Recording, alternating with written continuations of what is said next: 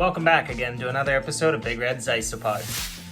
This week, since I'm a little bit low on some the leaf litter that I use to feed the isopods, I figured I'd show you guys how I clean my leaves.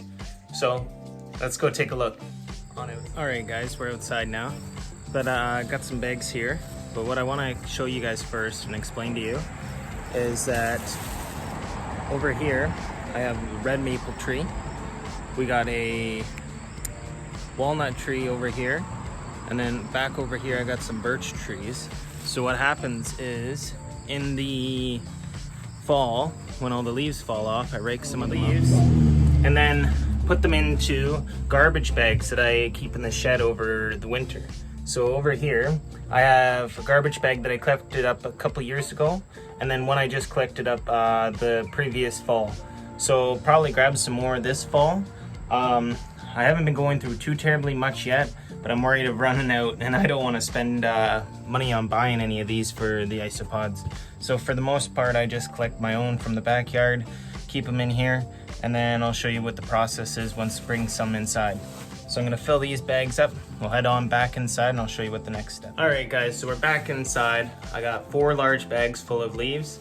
And the next step of what we're gonna do is I'm actually gonna bring them into the washroom to where the sink is here, and I'm gonna be washing one bag at a time. So what I'm gonna do is I'm gonna fill up the sink with hot water. We're gonna dump in one bag. When the sink's about a quarter of the way full, you're gonna want to dump one bag in there, let her fill up for the rest of the way, and then we're just gonna have it sit. But I'll show you guys that now. So what we're gonna be doing here is I'm gonna take the hot side, I'm gonna run it until it gets really warm.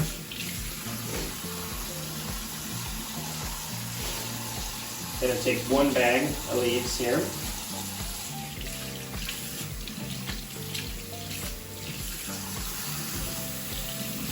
You want it to be really hot. You don't want it to be lukewarm, because what we want to do is we actually want to kill the bacteria or any insects that are on here that are going to cause any issues with the isopods. We don't want any anything getting into the containers that we don't want in there. So then I'm going to carefully dump in one of these bags of leaves here. This is a messy process, but I'll clean it up afterwards. If you have a bucket, you could do this potentially outside too, if you have a bucket big enough. Just be careful because the water will be really warm.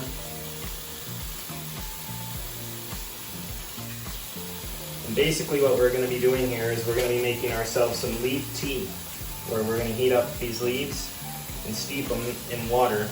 It will take a little bit of the nutrients out of the leaves, but this is, in my opinion, the best way to get rid of any potential insects or diseases off the leaves.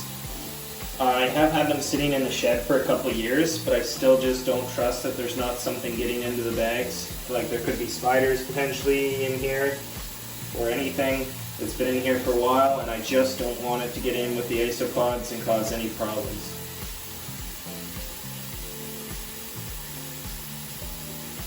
So we're just going to carefully push this down into the water as it rises.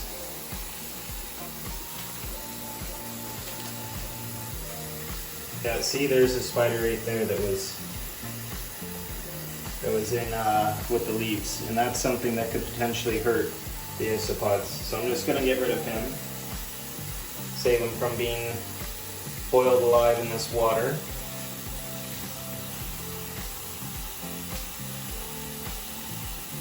And once the sink's full, we're just going to shut it off and just going to let it sit. And I'll come back here in about half hour to an hour, maybe up to 2 hours potentially. It all depends on how you feel. This is really warm, so I might leave it for, I'm going to say 30 to 40 minutes at least, and it should be good to go.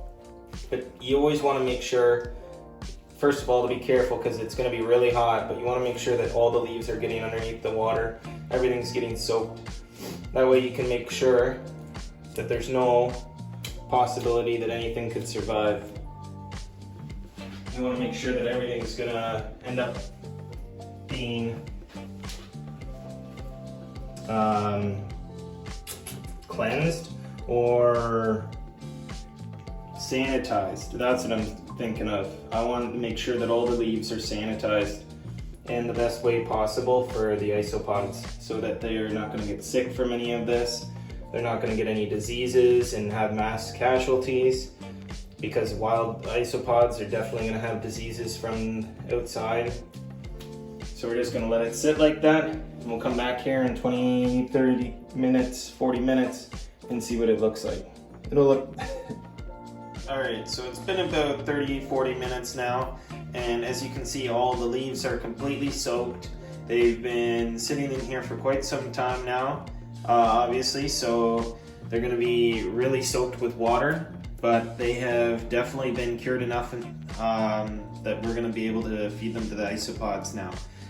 You can wait for them to dry. I don't always wait for them to dry. I'm sure they don't mind it either way.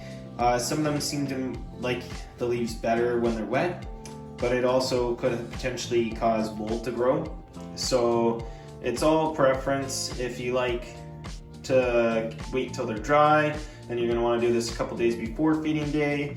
Unfortunately, I've left it to last minute this week because I was busy doing other things. So I will be feeding the isopods this, but from here on, all you'd have to do is just put them back in the bag that we had before and then let them sit and cure.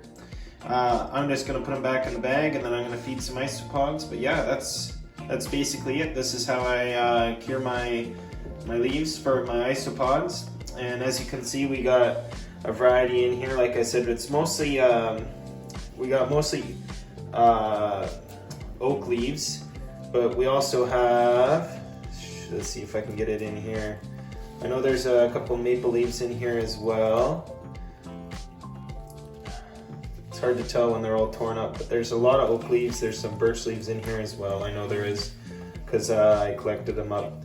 But they will eat any of these hardwood leaves. They do, I think they prefer hardwood over softwood. I haven't given them too much variety other than what I have here. But it's 3 different trees, so I think they can choose which one they like better. There is a lot of oak in here, which I find does last longer compared to the maple or the birch leaves. They seem to disappear when I put them in the enclosures a lot quicker. But yeah, still healthy for them to eat. Yeah, but that's it, guys, for this week. Next week, I got a couple things that I got an idea or two for. So if you guys want to comment down in the comment section, seeing what you'd rather see, I'd either like to go over my Spanish isopods and do kind of an update on them since there's been a lot happening with them, or possibly do another care guide or another peaceful video, whichever you guys think would be better.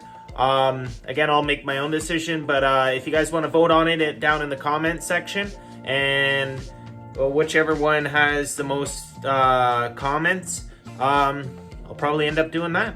All right. Well, thanks for coming and watch another episode of Big Red's Isopods. I appreciate every single one of you for liking, commenting, or subscribing. I appreciate it all. It really goes a long way. And we'll see you guys again next week. Bye.